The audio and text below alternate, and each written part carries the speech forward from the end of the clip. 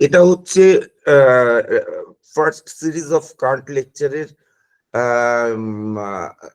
21 নম্বর lecture. তো কান্টের কাছে সমস্যা হলো আমি ক্যাটেগরি গুলোতে পৌঁছাবো কি করে। অর্থাৎ ক্যাটেগরি গুলো হলো basic structure, basic structure of thought, সেগুলোতে আমি পৌঁছাবো কি করে। কোনটা বেসিক? আমাদের তো স্ট্রাকচার অফ থট অনেক রকম আছে। স্ট্রাকচার হচ্ছে জেনারেল ফর্ম। জেনারেল ফর্ম অনেক রকমের আছে। আমি যখন একটা বাঘ দেখছি, বাঘের হলুদ কালারটাও একটা জেনারেল ফর্ম, বাঘের ওই দাঁতগুলোও একটা জেনারেল ফর্ম, যে বাঘের বড় বড় দাঁত আছে, ফ্যাংস আছে, বা কিনাইন টিথ আছে, ফ্যাংস নয় কিনাইন টিথ আছে, সেগুলো একটা জেনারেল ফর্ম। এরকম অনেক কিছু জেনারেল ফর্ম আছে। কিন্তু আমি বেসিক ফর্মে কি করে যাব? কোনটাকে বেসিক কি করে বুঝবো? হুসেরাল, কান্টের পরবর্তী ফিলোসফার, বলেছিলেন যে এর একটা রাস্তা আছে। তিনি একটা পদ্ধতি দিয়েছিলেন ইপোকে। ইপোকে মানে কি? আমার যেগুলো ফেনোমেনাল এক্সপিরিয়েন্স, ফেনোমেনাল এক্সপিরিয়েন্স মানে আমি যেগুলো ইমিডিয়েটলি পাই, ফেনোমেনাল এক্সপিরিয়েন্স। তার মানে ফেনোমেনাল এক্সপিরিয়েন্স বলা মানে আমার অন্য রকমেরও এক্সপিরিয়েন্স হয়, নানা রকম হতে পারে। যে ধরনের কথাটা হুসার বলছেন, সেই দিকটায় যাই। অন্য রাস্তায় হাঁটলে অনেক রাস্তা হয়ে যাবে। সেটা হচ্ছে আমি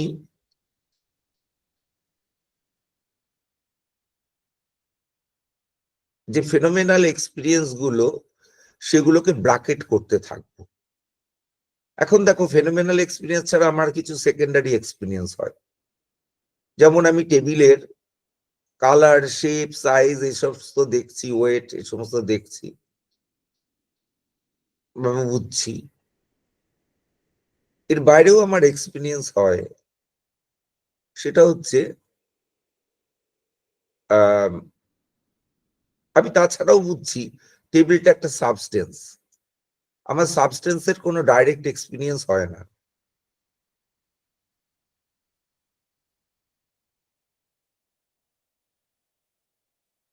আমি এখানে একটা ইনফারেন্স করি যে এইগুলোর পিছনে নিশ্চয়ই একটা সাবস্টেন্স আছে, যেটা সবগুলোকে বেঁধে রেখেছে।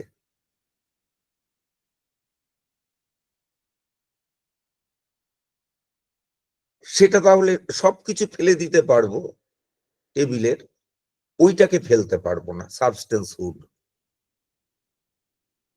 এখন এইরকম কথা অ্যারিস্টটলও বলেছিলেন।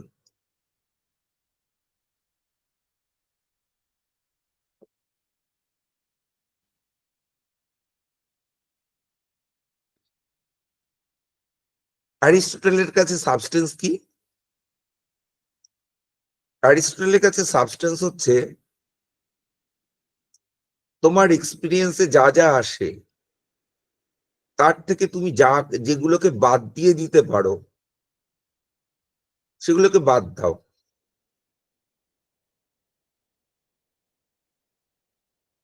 তারপরে যেটা পড়ে থাকে সেটা সাবস্টেন্স। হিউম কিন্তু এরকম মানেন না। হিউমের কাছে হচ্ছে, বার্কলি হিউমের কাছে এক্সপিরিয়েন্সে যা যা আছে সেগুলোকে নিয়ে, সেগুলোর কালেকশনটাই সাবস্টেন্স।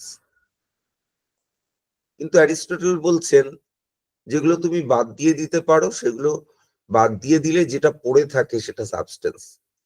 এটা এটা মানে যখন আমরা হুসেরাল পড়ি, তখন এইটা, হুসেরালের কথাটা অনেকটা অ্যারিস্টটলের মতো যায়।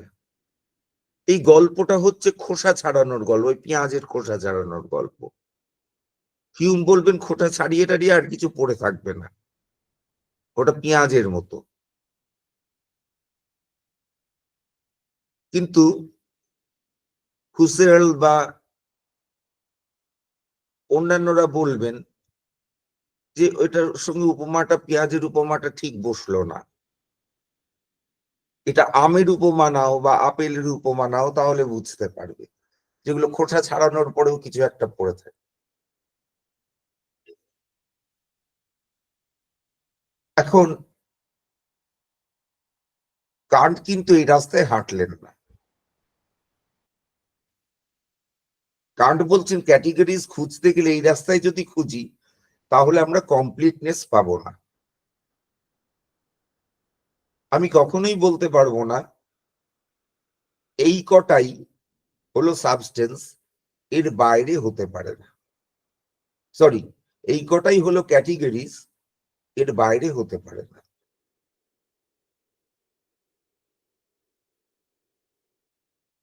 তাহলে আমাকে একটা কমপ্লিটনেস প্রুভ করতে হবে। দুটো ধাক্কা, একটার উত্তর এখন বলা যাবে, একটার উত্তর পরে বলা যাবে। একটা ধাক্কা হচ্ছে, বা প্রশ্ন, ধাক্কা অর্থে এখানে প্রশ্ন, যে এই কটাই আমার ক্যাটেগরিজ, এটা একটা প্রশ্ন, এর বেশি হয় না। সেকেন্ড, কান্ট 12টার কথা বলেছেন এবং এটা কমপ্লিট লিস্ট।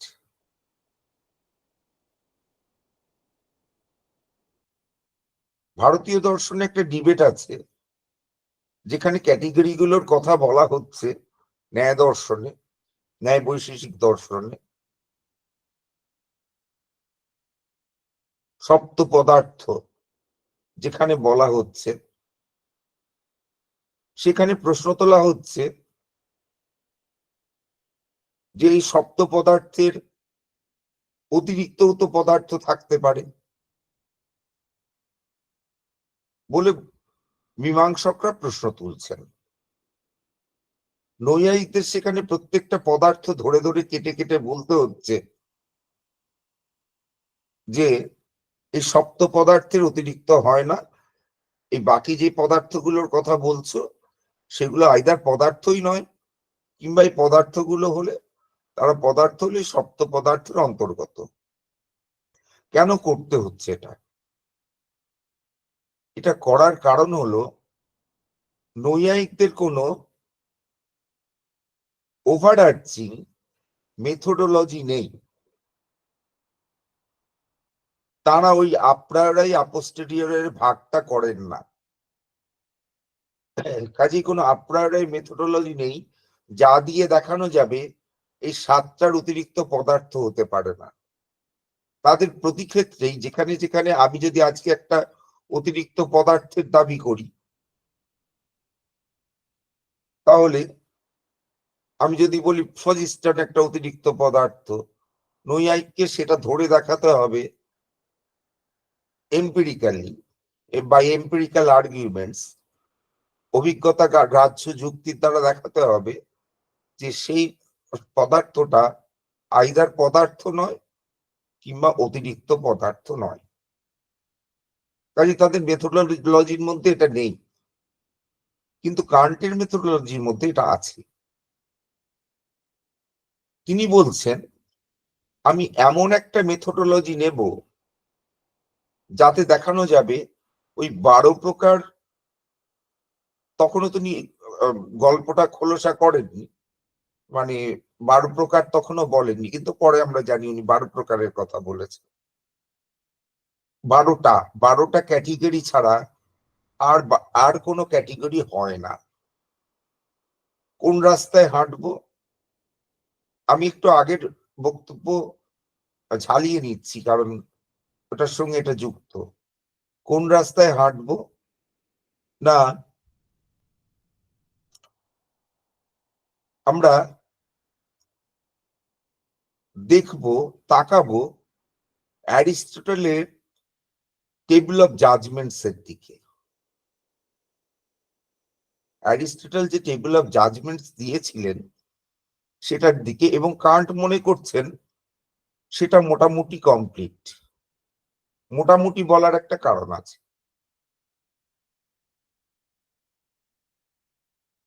অ্যারিস্টটল কি করেছিলেন, টেবিল অফ জাজমেন্ট দিয়ে দুটো কথা ইম্পর্টেন্ট, মোটামুটি এবং কমপ্লিট। কমপ্লিটটা আগে বলি, মোটামুটিটা পরে বলছি। যে অ্যারিস্টটল একটা টেবিল অফ জাজমেন্টস দিয়েছিলেন, চারটি ক্যাটেগরিতে ভাগ করেছিলেন, মানে চারটে প্রকার, চারটি টাইপে ভাগ করেছিলেন: কোয়ান্টিটি, কোয়ালিটি, রিলেশন, মোডালিটি। এই চারটি টাইপে ভাগ করেছিলেন। প্রত্যেক টাইপের আন্ডারে দু প্রকার জাজমেন্ট রেখেছিলেন। কান্টের অবজারভেশন হচ্ছে তাহলে মোট 8 প্রকার জাজমেন্ট। কান্টের অবজারভেশন হচ্ছে, দেখো সব সায়েন্স পাল্টে গেল, দুনিয়ার কত পরিবর্তন হলো, বিজ্ঞানের চেহারা পাল্টে গেল, একটা বিজ্ঞান পুরো উঠে গেল, আর একটা বিজ্ঞান এলো। কিন্তু এই 2000 বছরে, গত 2000 বছরে বা 2500 বছরে অ্যারিস্টটলের এই টেবিল অফ জাজমেন্ট পাল্টায়নি, অ্যারিস্টটলের লজিকটা পাল্টায়নি, বা নতুন কিছু সংযুক্ত হয়নি তার সাথে। তাতে কি বোঝা যায়? এটাই বোঝা যায় এটা পাল্টাবার জিনিস নয়। কেন পাল্টাবার জিনিস নয়? সব সায়েন্স পাল্টে গেল, অ্যারিস্টটলিয়ান লজিক পাল্টালো না, এটা পাল্টাবার না পাল্টানোর কারণটা কি? তার কারণটা উনি নির্ধারণ করছেন এইভাবে যে এর কারণ হলো এটা পাল্টাবার মতো নয়, কেননা এটা মানুষের চিন্তার বেসিক স্ট্রাকচার প্রকাশ করে।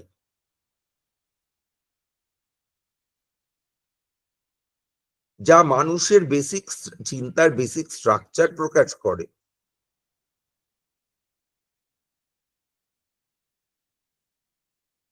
অর্থাৎ মানুষ কি কি ভাবে চিন্তা করতে পারে সেটাকে প্রকাশ করে। সেটা তো পাল্টাবার কোনো উপায় নেই। দুটো কারণ, একটা হচ্ছে আমরা কতভাবে চিন্তা করতে পারি, সেটা তো আমার মনের মধ্যেই রয়েছে, সেটা বাইরে খুঁজতে হয় না। বাইরে খুঁজে আমি একটা নতুন প্রাণী পেতে পারি, কিন্তু মনের ভেতর তো আর নতুন কিছু পাবো না। এটা একটা প্রধান কারণ। আর দ্বিতীয় কারণ, মানুষের মনের স্ট্রাকচারটা দিনে দিনে পাল্টে যায় না, বেসিক স্ট্রাকচারটা পাল্টায় না। মানে মানুষের মানসিকতা পাল্টে যায়, বেসিক স্ট্রাকচারটা পাল্টায় না। তাহলে বেসিক স্ট্রাকচার এই মানে লজ অফ থট গুলো পাল্টাবে না। পাল্টায় না বলেই এই অ্যারিস্টটেলিয়ান লজিকটা পাল্টায়নি। এবার মোটামুটি কথাটা কেন বললাম যে মোটামুটি পাল্টায়নি? কারণ কান্ট এসে বলছেন যে ওই যে প্রত্যেক টাইপের মধ্যে উনি দু রকম করে জাজমেন্ট রেখেছেন, ওইটা থেকে বের করে 3 রকম জাজমেন্ট করা যায়। কারণ ওই প্রথম 2 রকম জাজমেন্টকে যোগ করলেই 3 রকম তৃতীয় প্রকার জাজমেন্ট হয়। এখন এইগুলো আমরা আগে পড়েছি কান্টের বই থেকে। যেমন জাজমেন্ট গুলো হচ্ছে,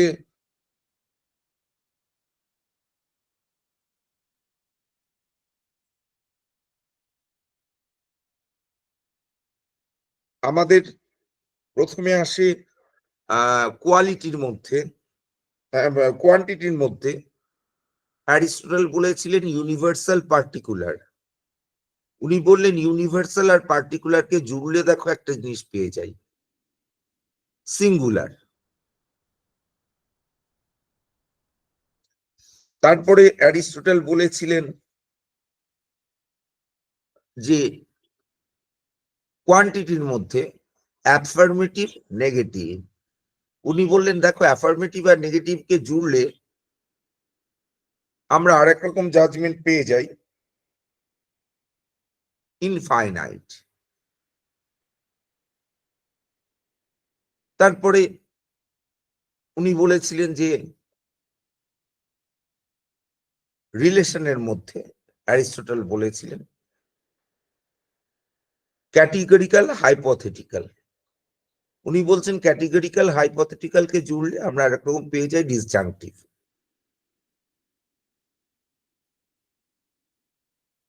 আর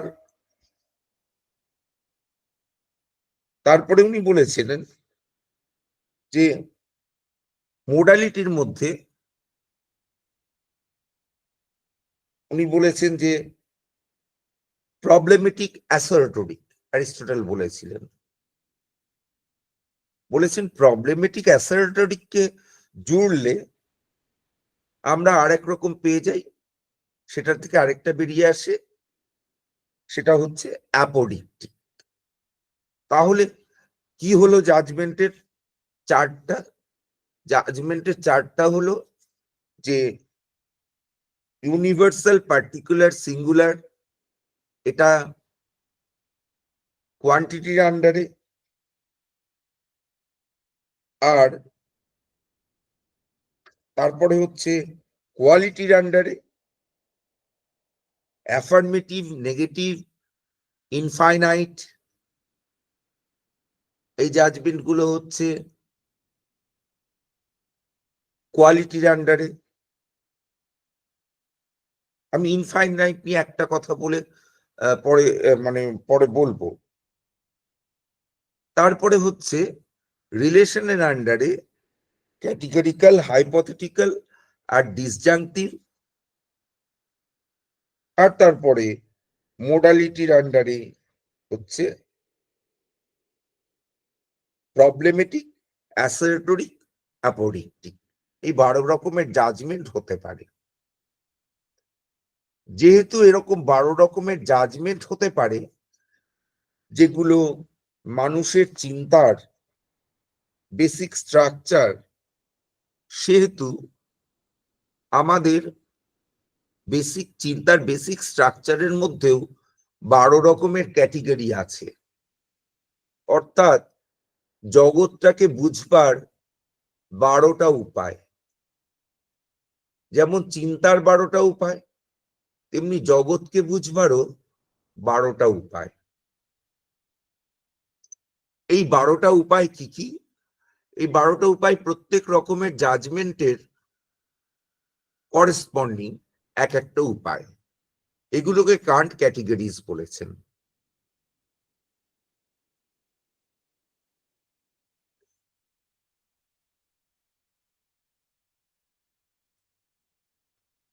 এখন ক্যাটেগরিজ কথাটার একটা মানে বলেছি আগে, এখানে আরো কান্ট সম্মত মানে বলছি।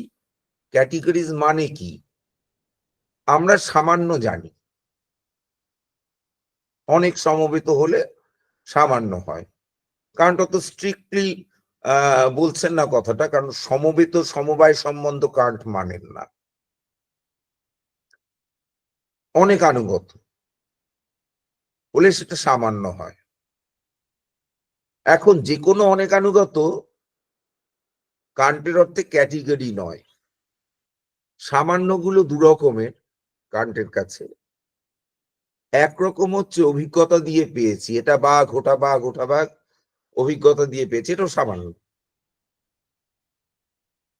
আর কিছু সামান্য আছে যেগুলো অভিজ্ঞতার দ্বারা লাভ করি না, যেগুলো আমাদের মনের ভেতরেই থাকে, আবার মনের স্ট্রাকচারের মধ্যেই থাকে, বরং আমরা বাহ্য বস্তুর উপর আরোপ করি। এই যে সামান্যগুলো, এগুলোকে কান্ট আপ্রায়রাই বলেছেন আর পিওর বলেছেন। তাহলে সামান্য বা ইউনিভার্সাল দু রকমের পেলাম, এম্পিরিক্যাল আর আপ্রাইরাই বা পিওর। এই পিওর সামান্যগুলোকেই ক্যাটেগরি বলে, যে কোনো সামান্যকে ক্যাটেগরি বলেন না কান্ট। পিওর সামান্য সেটাকে ক্যাটেগরি বলছেন। এখন ক্যাটেগরি গুলো কি সেগুলো একটু দেখা যাক। ইউনিভার্সাল, এই যে জাজমেন্ট আমার, তার করেসপন্ডিং ক্যাটেগরি হচ্ছে ইউনিটি। এখানে ইউনিটি শব্দটা ওয়ান অর্থে নয়, মানে একটাই আছে এই অর্থে নয়, সেটাকে সিঙ্গুলারিটি বলে। এখানে ইউনিটি অর্থে ওই কবির ভাষায় বিবিধের মাঝে দেখো মিলন ও মহান, ওই অর্থে। অনেক আছে, অনেক মিলে এক।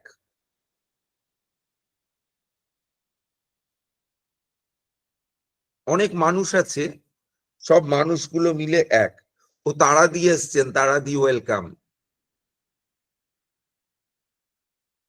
কেমন আছেন? ভালো আছে অনেকটা, তাই জন্যই আসতে পারলাম। আচ্ছা, ভালো লাগলো আপনাকে দেখে। আমার খুব ভালো লাগে তো শুনতে তোমার কথা। হুম। আচ্ছা, তারপর পার্টিকুলার। পার্টিকুলারের করেসপন্ডিং হচ্ছে প্লুরালিটি। এখানে অনেকগুলো অনেকই হয়ে রয়েছে, এক হয়নি। এ বাগানে কত পাখি আসে, কত গান গায়, আমি আমার দাদু ভাইরে নিয়ে এ বাগানে খেলা করব। এটা কিন্তু প্লুরালিটি, যে কত পাখি, কত গান, এই সব গান মিলে গান হয়। আমি যদি বলতাম গান হয়, পাখি আসে, তাহলে ইউনিটি হয়ে যেত। এখানে ইউনিটি নয়, কত পাখি আসে, কত গান গায়। তারপরে সিঙ্গুলারিটি। দেখো, আমি একাই সব, আমি একা আবার সব, সেটাকে বলা হয় totality. Rabindranath is the author of Gitanjali, খুব কমন এক্সাম্পল। এখানে এই রবীন্দ্রনাথ ক্লাসে দ্বিতীয় লোকটা নেই। রবীন্দ্রনাথ ক্লাসে একা রবীন্দ্রনাথ আছে, তাহলে একটা সিঙ্গুলার জিনিস আছে, কিন্তু সেটাই অল, সিঙ্গুলারটাই অল হয়ে গেল। এটা টোটালিটি। এই জগৎ বড় বিস্ময়কর, এই জগৎ একটাই আছে। আমি এখানে বলতে পারছি না কত জগৎ কত বিস্ময়, এটা বলতে পারছি না। এই জগৎ বড় বিস্ময়কর, এখানে এই জগৎ একটা।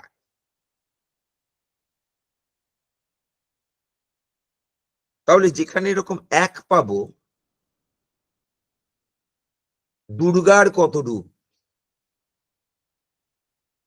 দুর্গার কত রূপ, এখানে কিন্তু দুর্গা এক।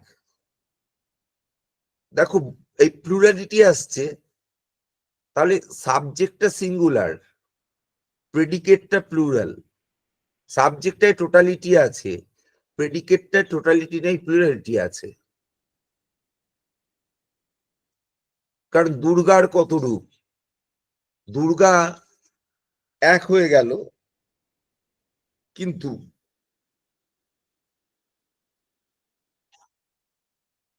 রূপগুলো এক হলো, অথচ সেটা টোটাল, তার বাইরে নেই। দুর্গার বাইরে আরেকটা দুর্গা নেই, কিন্তু কত রূপ, এটা হয়ে গেল প্লুরাল।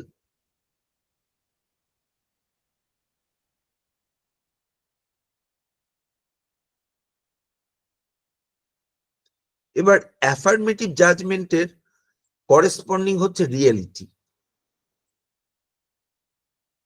আমরা যখন বলি roses are red, crows are black, all crows are black, তখন আমরা কিছু অ্যাফার্ম করি, প্রেডিকেটটা সাবজেক্ট সম্পর্কে অ্যাফার্ম করি। ঠিক তেমনি নেগেটিভ জাজমেন্টের ক্ষেত্রে আমরা একটা নেগেশন করি, রোজ ইজ নট গ্রিন।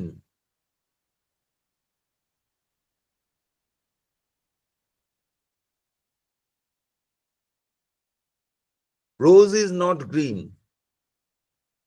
সেটা আমরা কিন্তু নেগেট করি, যে রোজ সম্পর্কে গ্রিনটা নেগেট করছি। অন্য ভাষায় বললে রোজ ক্লাসটার মধ্যে, মানে গ্রিন ক্লাসটার মধ্যে রোজ ক্লাসটা পড়ে না, এইটাই যেন আমরা বলতে চাইছি।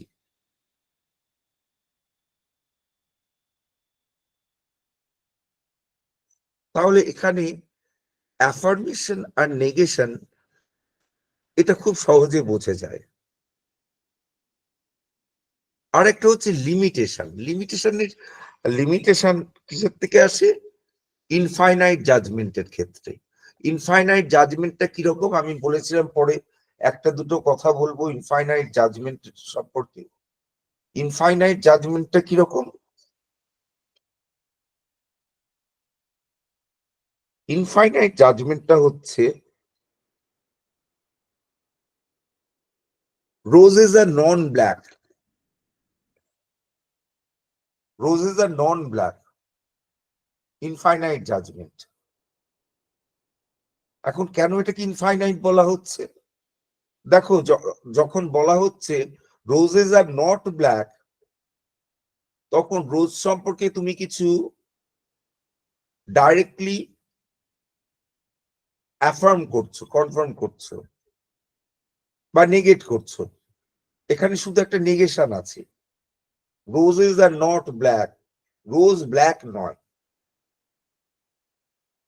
কিন্তু তুমি যখন বলছো রোজেস আর নন ব্ল্যাক, সেখানে একদম অন্য কাজ করছো, তুমি কোনো কিছু নেগেশন করছো না। বলছো রোজ ব্ল্যাক ক্লাস ছাড়া অন্য কিছু হতে পারে, এর মধ্যে কোনো নেগেশন নেই। রোজটা নন ব্ল্যাক ক্লাসের, মানে রোজটা ব্ল্যাক ক্লাসের মধ্যে পড়ে না, বাকি অন্য যে কোনো ক্লাসে নন ব্ল্যাক ক্লাসের মধ্যে পড়ে। রাদার তুমি বলছো রোজটা নন ব্ল্যাক ক্লাসের মধ্যে পড়ে। এই পসিবিলিটিটা ইনফাইনাইট পসিবিলিটি, এই জন্য এটাকে বলা হচ্ছে ইনফিনিটি। কারণ নন ব্ল্যাক কত কিছু হতে পারে, টেবিল চেয়ার হাতি ঘোড়া কত কিছু হতে পারে, শুধু ব্ল্যাকটার মধ্যে পড়বে না রোজটা। তুমি তাতে বলে দিতে পারো রোজ ইজ এ ফ্লাওয়ার, তাহলেও চলবে।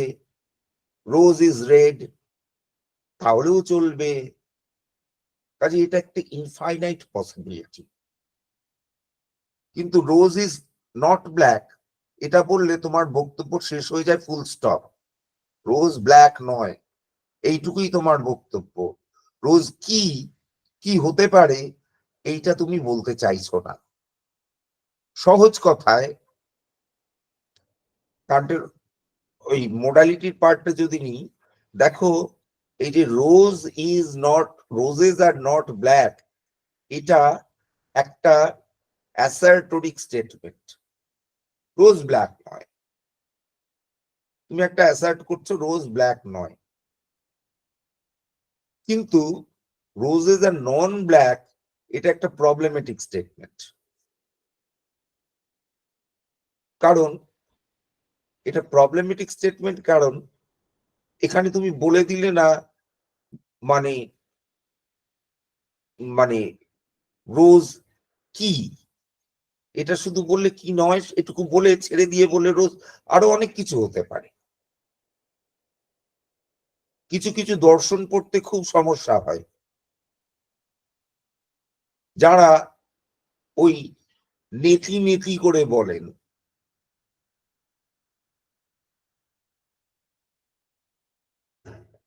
ব্রহ্ম এ নয়, ব্রহ্ম ওই নয়, ব্রহ্ম হ্যান নয়, ব্রহ্ম ত্যান নয়। আরে একবার বলো যে ব্রহ্ম কি, তাহলে তো আমাদের বোঝাটা সহজ হয়ে যায়। তখন বলছে ব্রহ্ম কি সেটা বলা যাবে না। তাহলে কি দাঁড়ালো জিনিসটা? এটা বোঝা অত্যন্ত কঠিন যে ব্রহ্ম কি, কারণ ব্রহ্ম কি তো সেটা অসম্ভব, অসংখ্য পসিবিলিটি খুলে গেল। ব্রহ্ম কি অসংখ্য, মানে তার কোনো সীমা নেই। তুমি কটা মানব জীবনে সেটা কখনো চিন্তা করে বের করা যাবে না যে ব্রহ্ম জিনিসটা তাহলে কি দাঁড়ালো কি নয়, তুমি ওইটুকু শুধু বুঝলে। এইখানেও ঠিক সেরকম স্টেটমেন্ট, এই জাজমেন্টটা ঠিক ওইখানে লাগে, অদ্বৈত বেদান্তের ক্ষেত্রে লাগে। তারা বলে দিচ্ছেন না ব্রহ্ম কি জিনিসটা, সেটা বলছেন না। বলছেন ব্রহ্ম এই নয় সেই নয়, মানে তোমার জানা জানা পরিচিত জিনিসের মধ্যে এই নয় সেই নয়, ওই নয়, এক্স নয়, ওয়াই নয়, জেড নয়। কিন্তু ব্রহ্ম কি বোঝা যাবে না, তোমায় নীতি নীতি করে বুঝতে হবে। সেটা নির্গুণ। এবার নির্গুণ কি করে তুমি বুঝবে? তুমি সেটা বোঝো। সেটা বোঝা খুব একটা একটা বোধের একটা উচ্চতর লেভেলে না উঠলে সেটাকে বোঝা ওইভাবে শুধুমাত্র এই লজিক দিয়ে বোঝা খুব ডিফিকাল্ট। আমি মানে অদ্বৈত বেদান্তের বিরুদ্ধে বলবার জন্য বা সপক্ষে বলবার জন্য বলছি না, কারণ ওটা আরেকটা অ্যাপ্রোচ।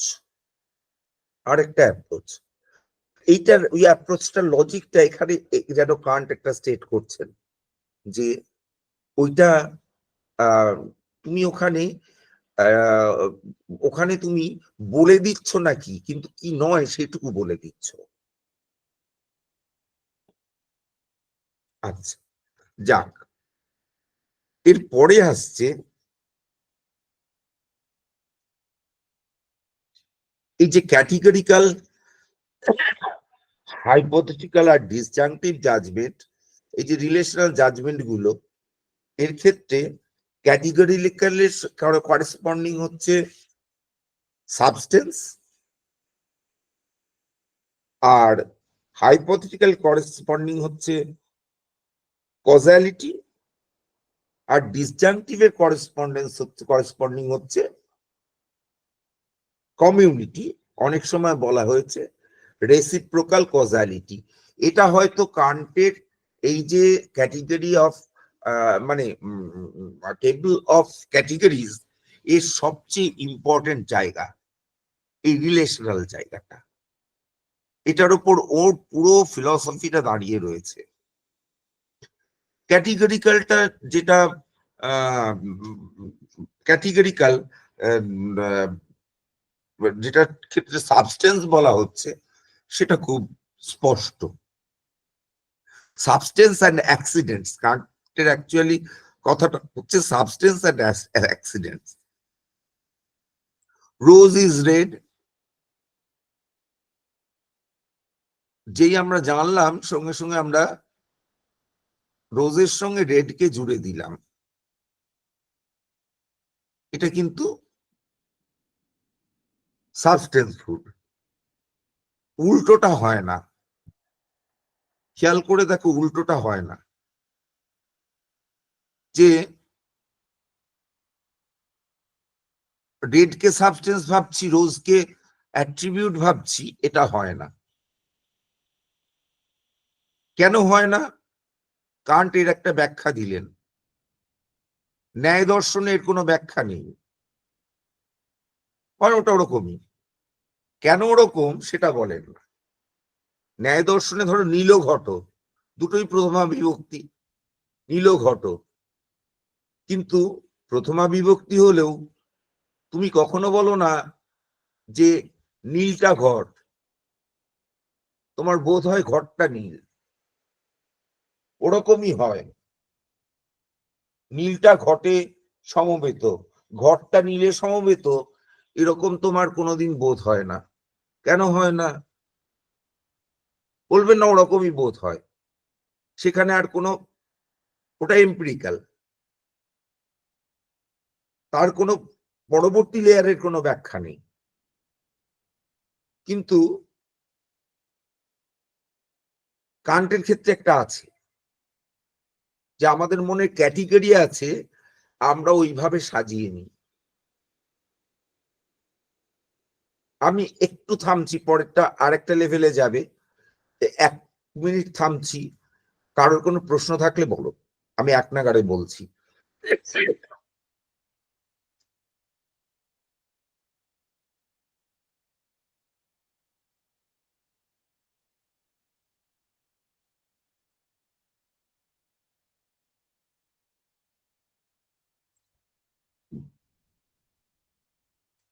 কারোর কোনো প্রশ্ন নেই? তাহলে তো আমি নিজেকে খুব সুবক্তা বলে মনে করতে অহংকার বোধ করছি, যদি এতটা বলার পরেও কারোর কোনো প্রশ্ন না থাকে। আচ্ছা, যখন কারোর কোনো প্রশ্ন নেই আমি আরেকটু বলি। এবার হাইপোথেটিক্যালের ক্ষেত্রে হাইপোথেটিক্যাল জাজমেন্টের স্ট্রাকচার হচ্ছে ইফ দেন, এই স্ট্রাকচারটা। If S is P then Q is R, এই আকারে স্ট্রাকচারকে বলা হয় হাইপোথেটিক্যাল জাজমেন্ট। অনেক সময় এটাকে প্রবলেমেটিক জাজমেন্টও বলা হয়েছে। এর করেসপন্ডিং যে ক্যাটেগরি আমাদের মনে, সেটা হচ্ছে কজালিটি, কার্যকারণ।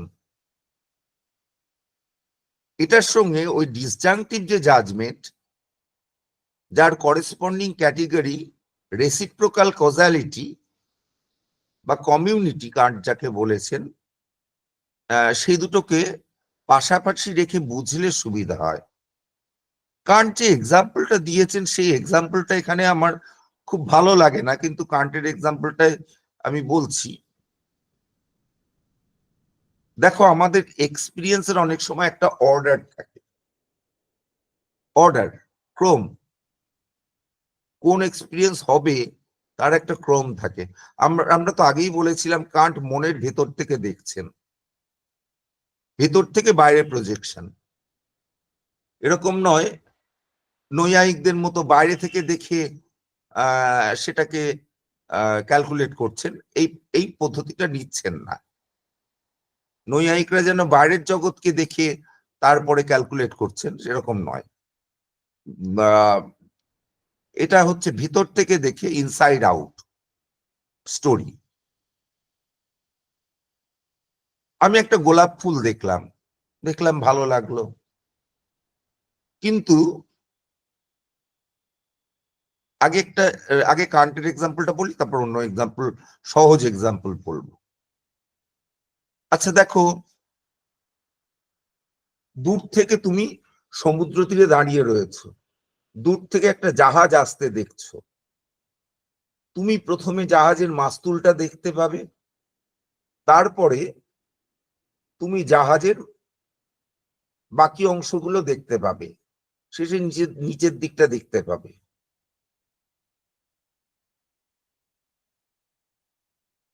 উল্টোটা করতে পারবে না।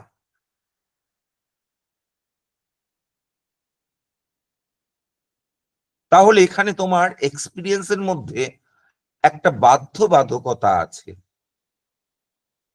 এক্সপিরিয়েন্সের মধ্যে।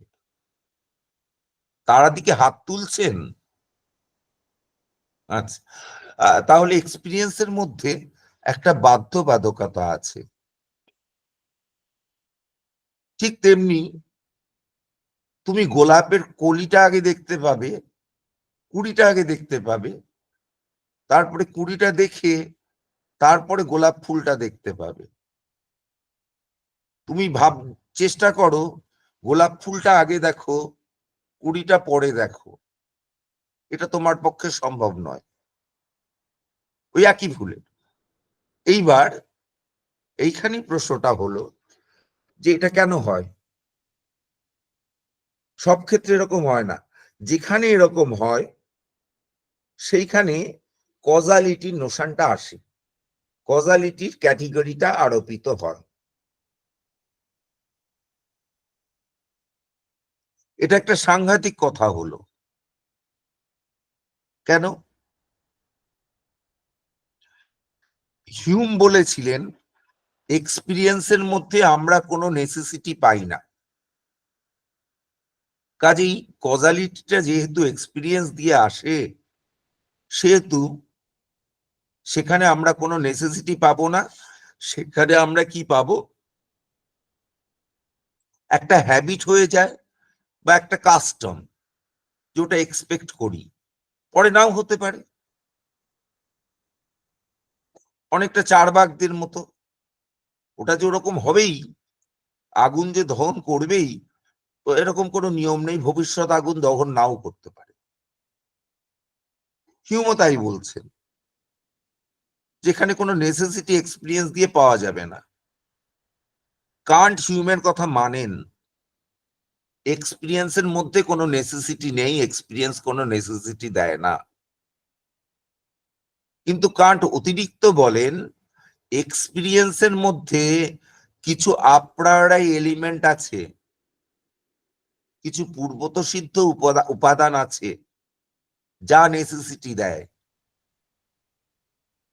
যেমন কজালিটি। এটা এক্সপিরিয়েন্সের মধ্যে থাকে, এক্সপিরিয়েন্স দিয়ে আসে না, এবং এটা আমাদের নেসেসিটি দেয়, আমাদের আবশ্যিকতা দেয়। তাহলে কান্ট কিন্তু কজালিটির মধ্যে নেসেসিটি খুঁজে পেলেন, যেটা হিউমের খুঁজে খুব কষ্ট হচ্ছিল, পাচ্ছিলেন না। এখন ওই যে বললাম, এর সঙ্গে রেসিপ্রোকাল কজালিটির পার্থক্য বুঝতে হবে। কিছু এক্সপিরিয়েন্স দেখো আমরা ইচ্ছে মতো আগে পরে করতে পারি। এক্সাম্পলটা খুব ইন্টারেস্টিং। এক্সাম্পলটা হচ্ছে একটা অট্টালিকার এক্সাম্পল, বিল্ডিং। তুমি ইচ্ছা করলে বিল্ডিং এর ওপরটা আগে দেখতে পারো, নিচটা পরে দেখতে পারো। আবার উল্টোটাও করতে পারো, নিচটা আগে দেখতে পারো, ওপরটা পরে দেখতে পারো। এটাকে কান্ট বলেছেন রেসিপ্রোকাল কজালিটি। কারণ কি, এটা কোনোটা কোনোটার উপর নির্ভরশীল নয়, কজালি নির্ভরশীল নয়। তোমার এক্সপিরিয়েন্সটা এখানে, পুরো বাড়িটা একটা জিনিস, কাজেই বাড়িটা নিচেরটা উপরটাকে কজ করছে না, উপরটা নিচেরটাকে কজ করছে না। যদিও এই এক্সাম্পলটাকেও আমি খুব অ্যাপ্রোপ্রিয়েট বলে মনে করি না, কিন্তু কান্ট দিয়েছেন, ঠিক আছে। কিন্তু কোনোটা কোনোটাকে কজ করছে না, ওটা পুরোটাই একটা বাড়ি।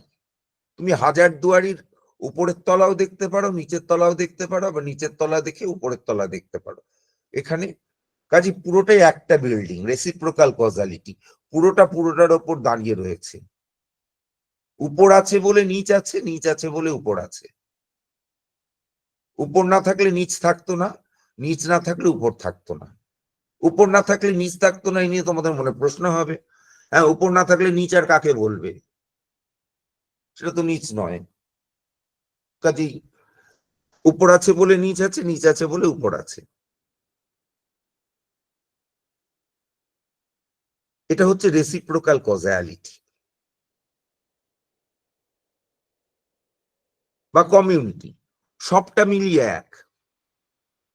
আমি তোমার দিকে তাকাচ্ছি, আমি যখন তোমার দিকে তাকাচ্ছি, আমি তোমার মুখের দিকটা আগে দেখতে পারি, হাত পরে দেখতে পারি, পা পরে দেখতে পারি, বা উল্টোটাও করতে পারি।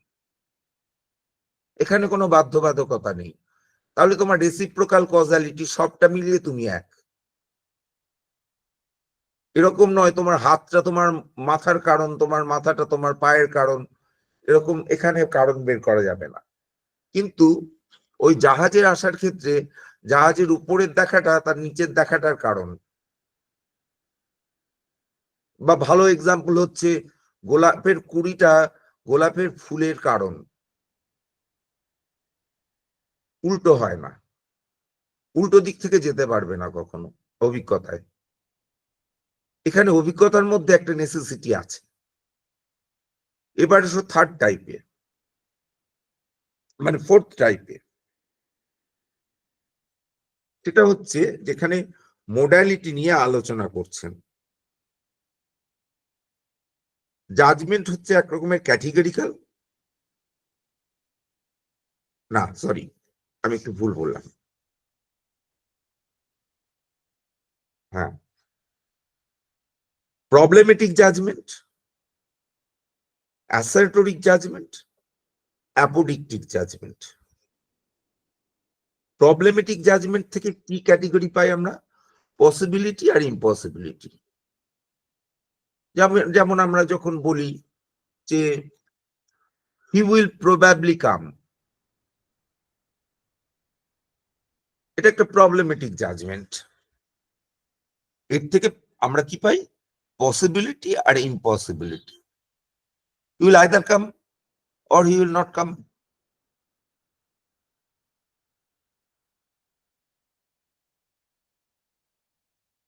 ঠিক তেমনি assertoric, S is P, S is not P.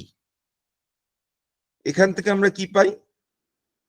Existence or non existence.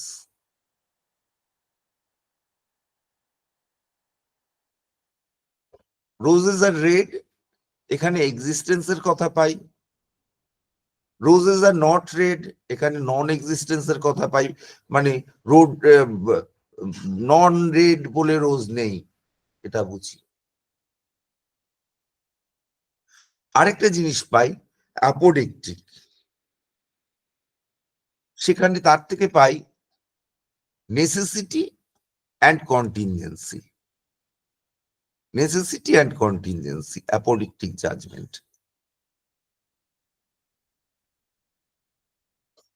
যেমন হচ্ছে আমি যখন বলি রোজেস আর রেড, এটা একটা কন্টিনজেন্ট জাজমেন্ট। আমার কথাটা ঠিক হতেও পারে, নাও হতে পারে। আবার কিছু জাজমেন্ট হচ্ছে অ্যাপোডিকটিক, যেমন 7 + 5 = 12, অ্যাপোডিকটিক জাজমেন্ট। এটা হতে পারে, না হতে পারে, এরকম ব্যাপার নেই এখানে, এটা হতেই হবে। আচ্ছা, এখানে যদি কারোর কোনো প্রশ্ন থাকে বলো, তারপরে আমি আর একটু বলে শেষ করব।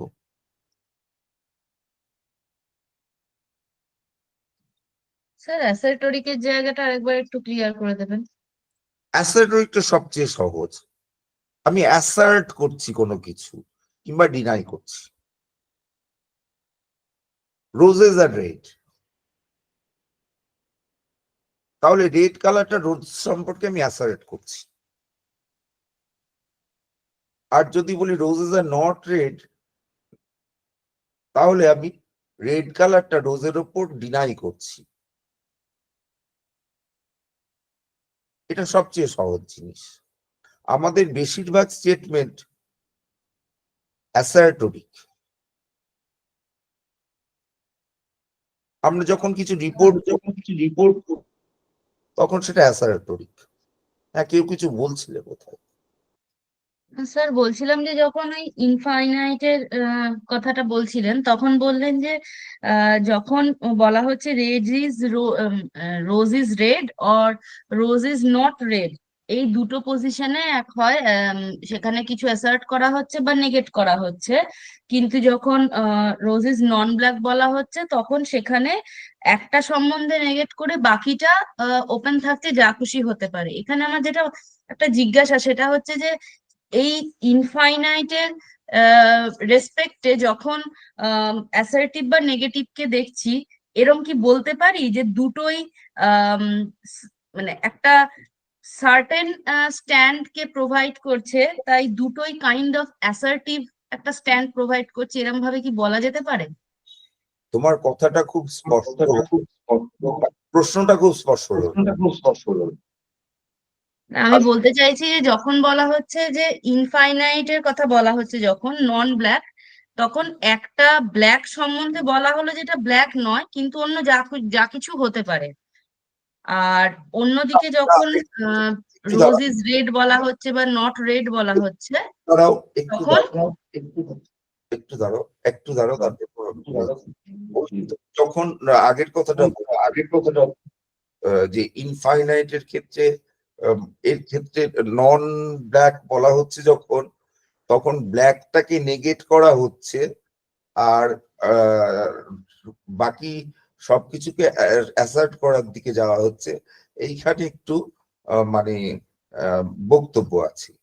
বক্তব্য হচ্ছে ওখানে কিছু ডিনাই করা হচ্ছেই না। দেখো ওখানে ওখানে what red is not, what rose is not সেটা বলা হয়নি, ওখানে কিচ্ছু ডিনাই করা হয়নি, বরং অ্যাসার্ট করা হচ্ছে। কারণ রোজেস আর নট এরকম এরকম বাক্যই নয় ওটা। ওখানে বাক্যটা হচ্ছে রোজেস আর, তাহলে রোজটা কি সেটা বলা হচ্ছে নন রেড নামক যে জিনিসগুলো আছে সেই জিনিসগুলোর মধ্যে। ওখানে তো কিছু ডিনায়াল নেই। রোজেস আর নট রেড বললে একটা রোজেস আর নট, এই যে এই পর্যন্ত শুনলাম আমি বুঝতে পারছি তুমি একটা ডিনায়ালের দিকে যাচ্ছ, কিন্তু রোজেস আর এটা বললে, নটটা বললে না, তখন আমি বুঝছি তুমি কিছু অ্যাসার্টের দিকে যাচ্ছ।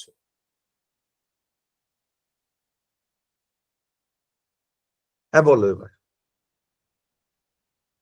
না স্যার, এবার তাহলে ক্লিয়ার হয়ে গেল, আর প্রশ্ন নেই, থ্যাংক ইউ।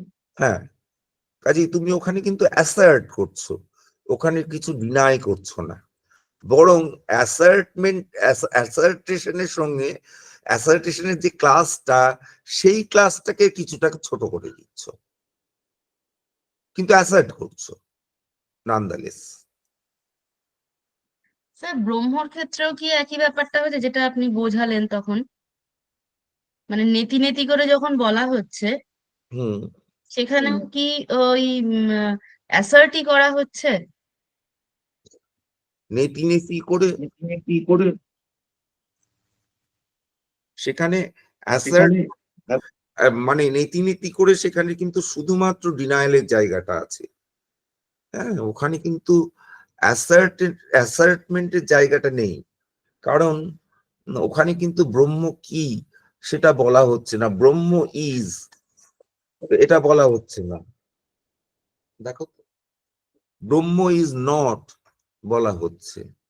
নীতি নীতির ক্ষেত্রে দেখো বলা হচ্ছে ব্রহ্ম is not this, not that, ওটা নীতি নীতি করা হচ্ছে, কিন্তু ব্রহ্ম ইজ সেটা কিন্তু বলা হচ্ছে না।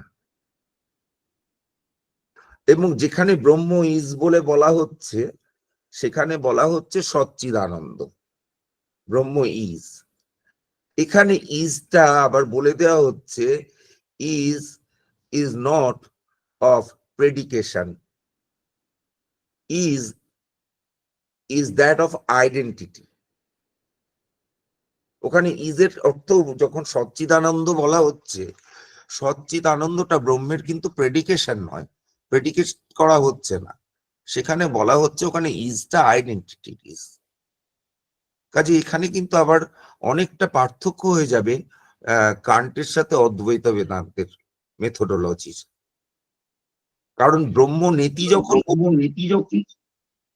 তখন কিন্তু পুরোপুরি ওটা ডিনায়াল মোডে, মানে ওই সেকেন্ড টাইপটা আসবে, রোজ ইজ নট রেড।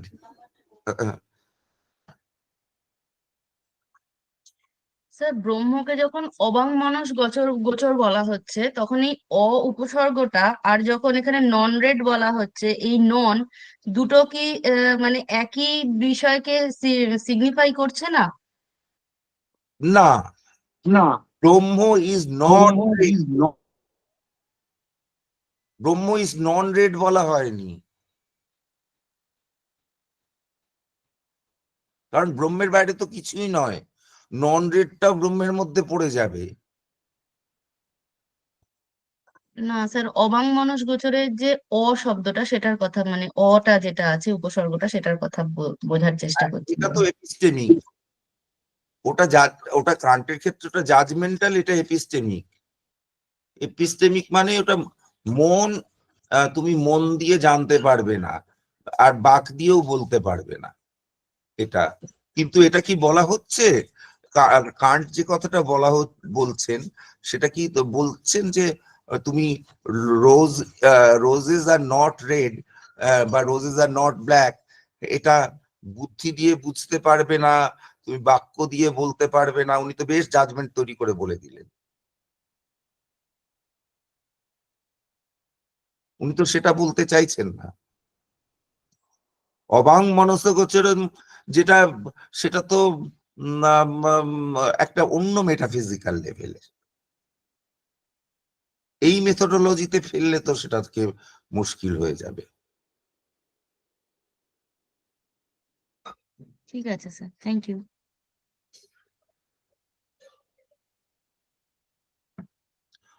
আর একটা কথা বলে শেষ করব। স্যার হ্যাঁ, একটা ছোট প্রশ্ন ছিল। স্যার প্রবলেমেটিক যেটা ওর ভাগ বললেন, পসিবিলিটি ইম্পসিবিলিটি, তাই তো? হুম, স্যার যখন পসিবিলিটি ইম্পসিবিলিটির কথা বলছি তখনও কি কিছু অ্যাসার্ট করছি না আমরা? হ্যাঁ, এবার শোন, পরে যে বক্তব্যটা বলতে শুরু করছিলাম সেটার কথাটা তুমি বললে। কান্ট বলছেন এখন এই যে চারটে টাইপ অফ ক্যাটেগরিজ, চার টাইপের ক্যাটেগরি হয়, চার রকমের ক্যাটেগরি হয়। এখন প্রশ্ন হলো, এই প্রত্যেক রকম ক্যাটেগরি কি মানে এমন কি কোনো জ্ঞান হতে পারে যেখানে কেবল একটা টাইপ লাগলো? অন্য ভাষায় বললে যে এই চার রকম ক্যাটেগরি কি নেসেসারি, মানে চার রকম ক্যাটেগরির কোনো না কোনোটা লাগবে প্রত্যেক জাজমেন্টের ক্ষেত্রে বা প্রত্যেক জ্ঞানের ক্ষেত্রে? এই প্রশ্নটা আসছে। নাকি একরকম ক্যাটেগরি দিয়ে আমাদের জ্ঞান হয়ে যেতে পারে, বা দু রকম ক্যাটেগরি দিয়ে জ্ঞান হয়ে যেতে পারে? এখন কান্টের বক্তব্যটা হচ্ছে যে কোনো জাজমেন্টের ক্ষেত্রে চার রকম ক্যাটেগরি লাগবে, চার রকমের কোনো না কোনো ক্যাটেগরি লাগবে। দাঁড়াও, একটু দাঁড়াও।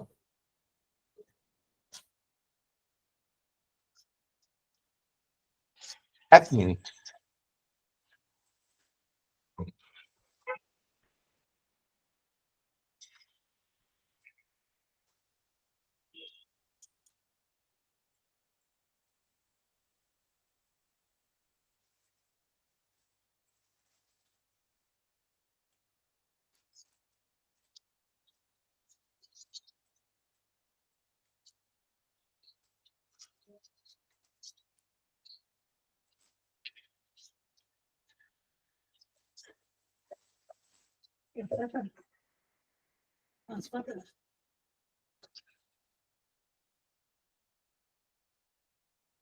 নাও,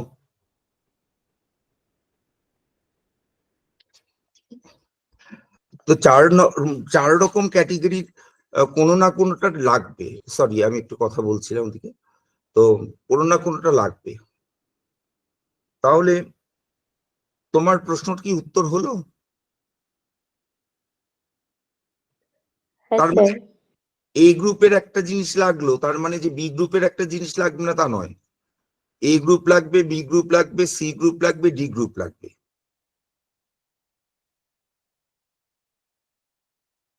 হলো? স্যার স্যার একটা এক্সাম্পল দিন। যেমন ধরো, মানে সহজ কথায়, roses are red, all roses are red, এটা এটা অ্যাসার্টরিক, তাই তো? এটা অ্যাসার্টরিক। ঠিক তেমনি এটা প্রবলেমেটিক। না, অ্যাসার্টরিক প্রবলেমেটিক হবে না। এটা একই সঙ্গে হচ্ছে, এটা মানে এখানে ইউনিটি আছে, ইউনিটি থাকতে হবে। ঠিক তেমনি এটা রিয়ালিটি। রিয়েলিটি থাকতে হবে, এবং এখানে এক্সিস্টেন্সের একটা প্রশ্ন আছে, এবং সাবস্টেন্সিয়ালিটির প্রশ্ন আছে। এটা সাবস্টেন্সিয়াল, এখানে ইউনিটি আছে, এখানে রিয়েলিটি আছে, এখানে এক্সিস্টেন্স আছে। এটা কন্টিনজেন্ট, তাই তো? এক্সিস্টেন্স আছে আবার কন্টিনজেন্ট। হ্যাঁ। তাহলে দেখো, একটা গ্রুপের একাধিক ক্যাটেগরিও লাগতে পারে, একটা গ্রুপের যে একটাই ক্যাটেগরি লাগবে তার কোনো মানে নেই। যেমন এক্সিস্টেন্স লাগছে, আবার কন্টিনজেন্সিও লাগছে। তার মানে অ্যাটলিস্ট একটা তো লাগবেই। প্রত্যেক গ্রুপের একটা তো লাগবেই, একাধিকও লেগে যেতে পারে।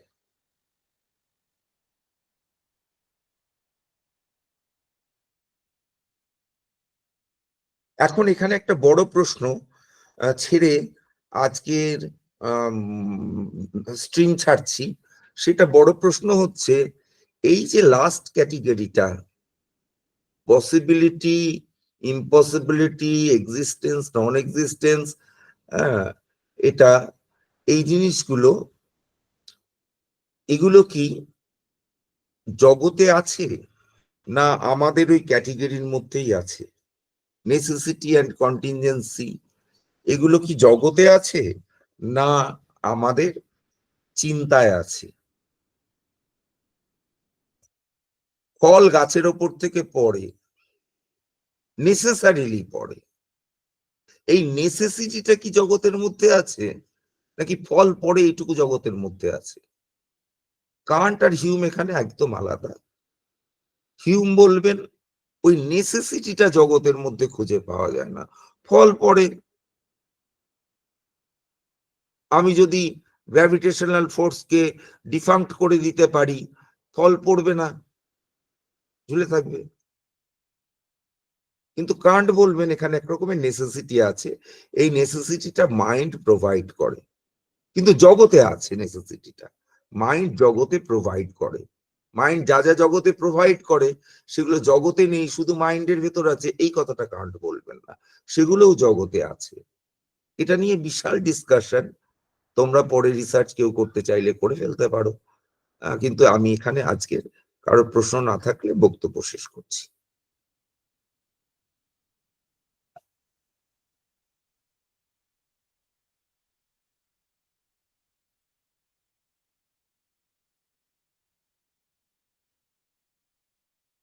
তাহলে তোমরা যখন প্রশ্ন করছো না, আমি তাহলে সাইন আউট করি। Thank you for attending the lecture.